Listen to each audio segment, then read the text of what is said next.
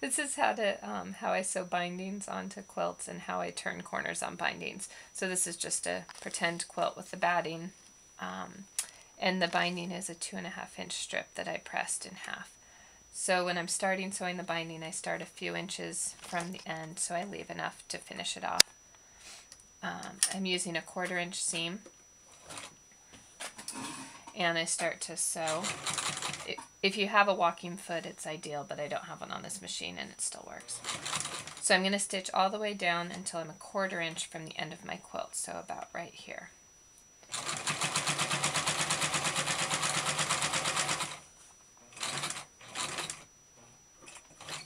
When I'm about a 1/4 inch from the end, I'm going to back stitch just a little bit and then pull the quilt out. And now you fold the binding back at a 45-degree angle and then down along the new edge of the quilt, lining up the fold with the top edge.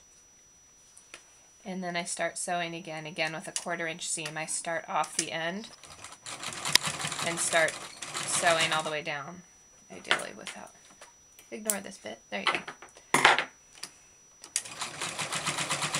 And I would just continue around in that manner. And so what I have, you would also use a coordinating thread, but I wanted the stitching to show. So now when you fold the binding over to the back of your quilt, you have a perfect, it looks like a mitered corner, and enough fabric to work with to make a perfect corner on your quilt. That's it.